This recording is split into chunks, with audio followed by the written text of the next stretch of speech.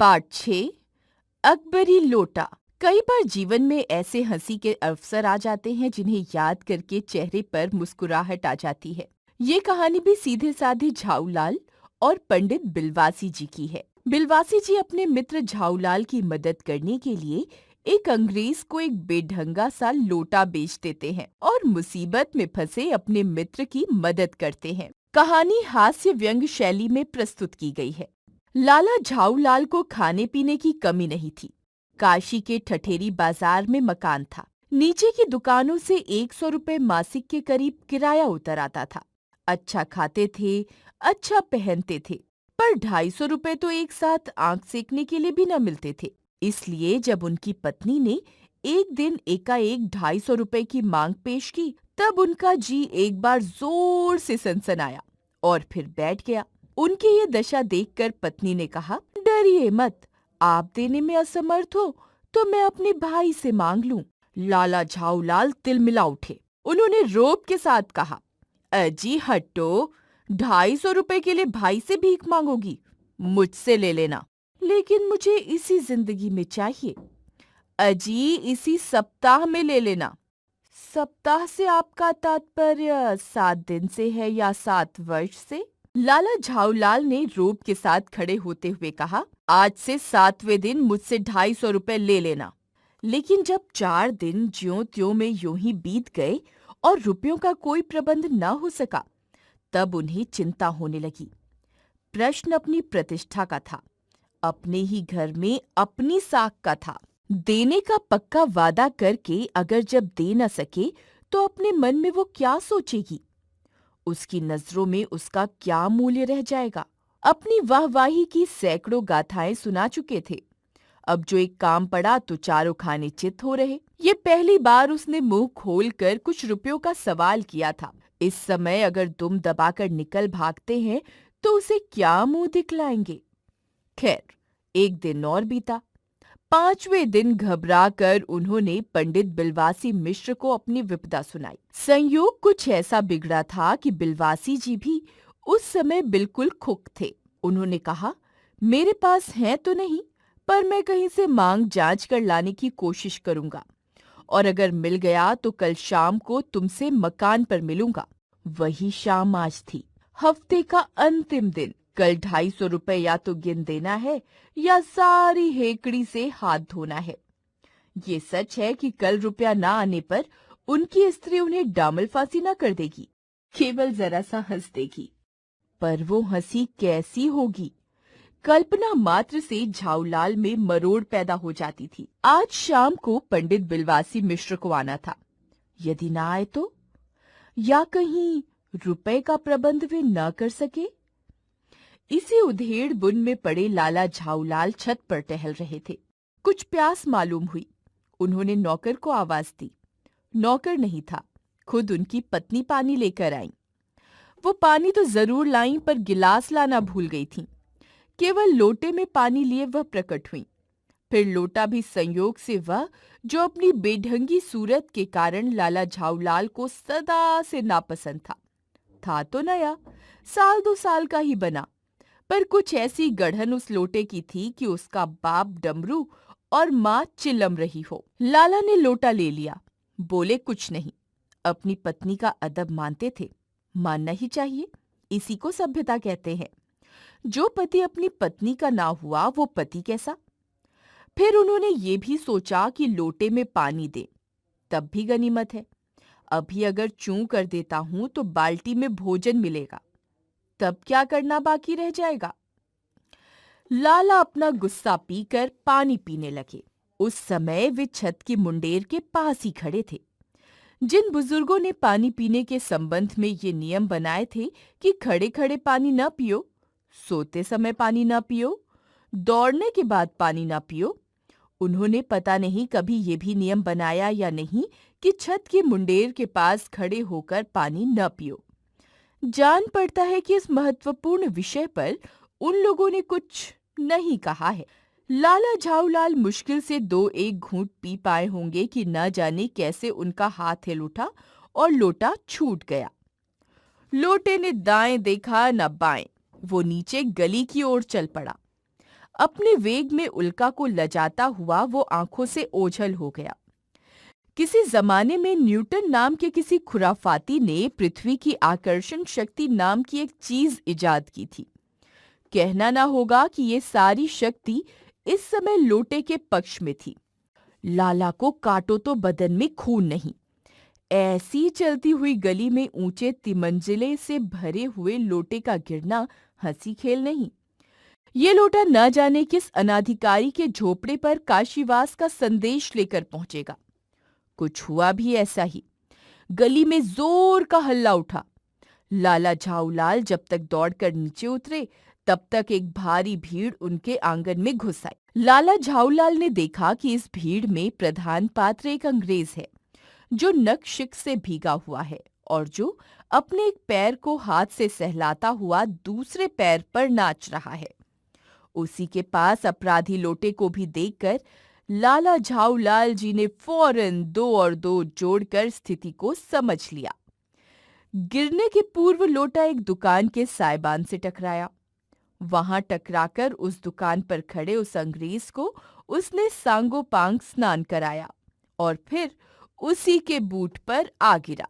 उस अंग्रेज को जब मालूम हुआ कि लाला झाऊलाल ही उस लोटे के मालिक हैं, तब उसने केवल एक काम किया, अपने मुंह को खोलकर खुला छोड़ दिया। लाला झाऊलाल को आज ही ये मालूम हुआ कि अंग्रेजी भाषा में गालियों का ऐसा प्रकांड कोश है। इसी समय पंडित बिलवासी मिश्र भीड़ को चीरते हुए आंगन में आते दिखाई पड़े। उन्होंने आते ही पहला काम ये किया कि उस अंग्रेज को छोड़कर और जितने आदमी आंगन में घुस आए थे, सबको बाहर निकाल दिया। फिर आंगन में कुर्सी रखकर उन्होंने साहब से कहा, आपके पैर में शायद कुछ चोट आ गई है, अब आप आराम से कुर्सी पर बैठ जाइए।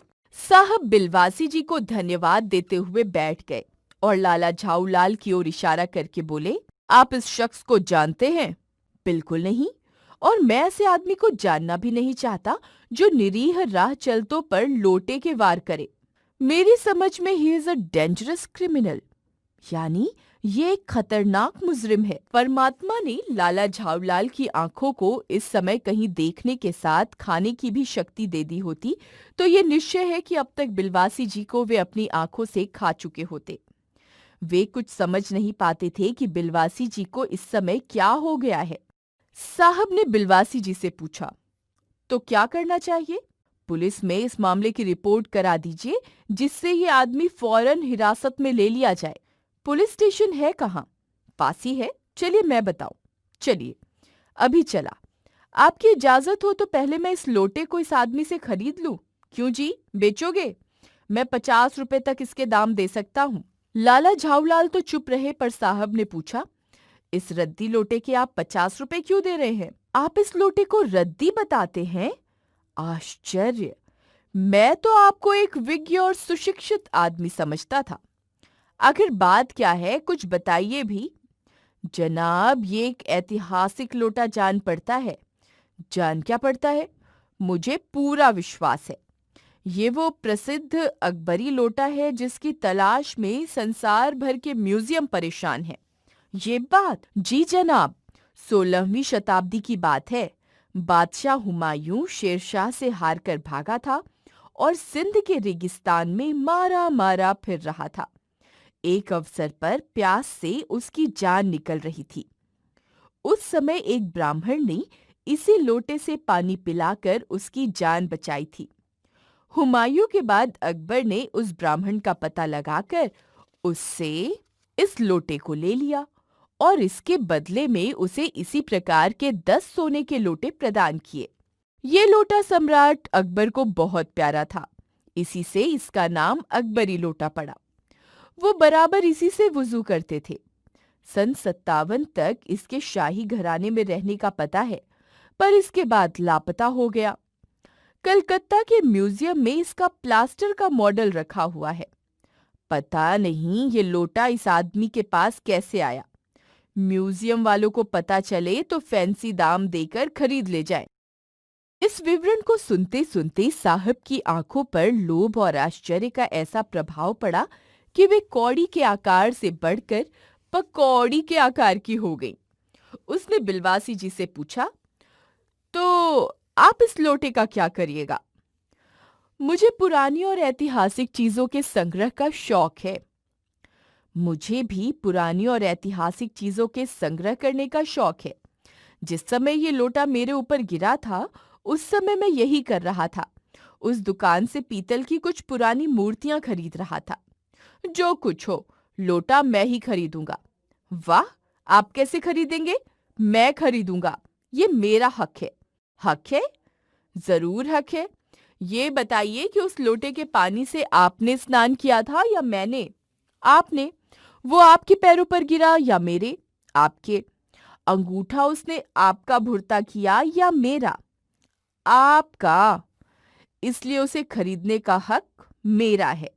ये सब बकवास है। दाम लगाइए, जो अधिक दे वो ले जाए। यही सही। आप इसका 50 रुपया लगा रहे थे। मैं 100 देता हूं। मैं 150 देता हूं। मैं 200 देता हूं। अजी, मैं 250 देता हूं। ये कहकर बिलवासी जी ने 250 के नोट लाला झाऊ लाल के आगे फेंक दिए। साहब को भी ताव आ गया। उसने कहा, आप 250 देते हैं तो मैं 500 देता हूं। अब चलिए। बिलवासी जी अफसोस के साथ अपने रुपए उठाने लगे, मानो अपनी आशाओं की लाश उठा रहे हों। साहब की ओर देखकर उन्होंने कहा, लोटा आपका हुआ, ले जाइए। मेरे पास 250 से अधिक नहीं है। ये सुनना था कि साहब के चेहरे पर प्रसन्नता की कूंची फिर गई। उसने झपट कर लोटा लिया और बोला, अब मैं हंसता हुआ अपने देश लौटूंगा। मेजर डगलस की डींग सुनते सुनते मेरे कान पक गए थे। मेजर डगलस कौन है? मेजर डगलस मेरे पड़ोसी हैं। पुरानी चीजों के संग्रह करने में मेरी उनकी होड़ रहती है। गत वर्ष वे हिंदुस्तान आए थे और यहाँ से जहांगीरी अंडा ले गए थे। जहांगीरी अंडा? हाँ, जहांगीरी अंडा।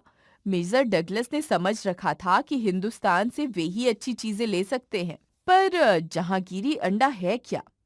आप जानते होंगे कि एक कबूतर ने नूरजहां से जहांगीर का प्रेम कराया था। जहांगीर के पूछने पर कि मेरा एक कबूतर तुमने कैसे उड़ जाने दिया, नूरजहां ने उसके दूसरे कबूतर को उड़ाकर बताया था कि ऐसे। उसके इस भोलेपन पर जहांगीर दिलो जान से निछावर हो गया। उसी क्षण से उसने अपने को नूरजहां के हाथ कर दिया। कबूतर का ये एहसान वो नहीं भूला। उसके एक अंडे को बड़े जतन से रख छोड़ा। एक बिल्लोर की हांडी में वो उसके सामने टंगा रहता था। बाद में वही अंडा जहांगीरी अंडा के नाम से प्रसिद्ध हुआ। उसी को मेजर डगलस ने पारसाल दिल्ली में एक मुसलमान सज्जन से 300 रुपए में खरीदा। ये बात? हाँ, पर अब मेरे आगे दून की नहीं ले सकते।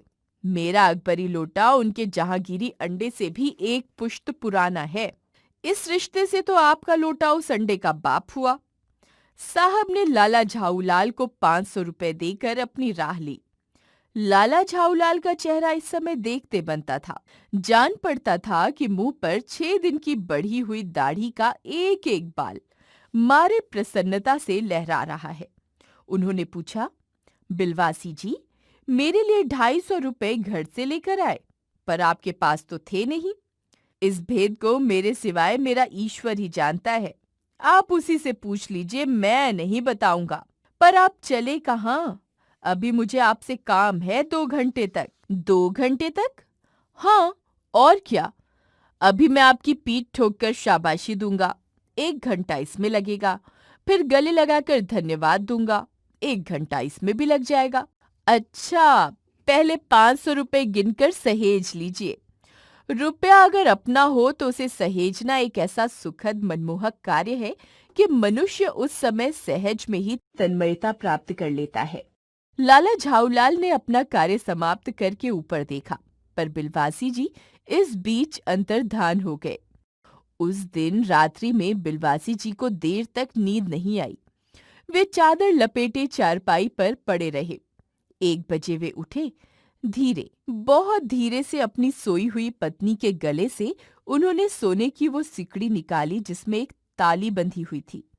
फिर उसके कमरे में जाकर उन्होंने उस ताली से संदूक खोला। उसमें 250 के नोट ज्यों के त्यों रखकर उन्होंने उसे बंद कर दिया। फिर दबे पांव लौटकर ताली को उन्होंने पूर्ववत अपनी पत्नी के गले में डाल दिया। इसके बाद उन्होंने हंसकर अंगड़ाई ली। दूसरे दिन सुबह 8 बजे तक चैन की नींद सोए। अन्नपूर्णानंद वर्मा।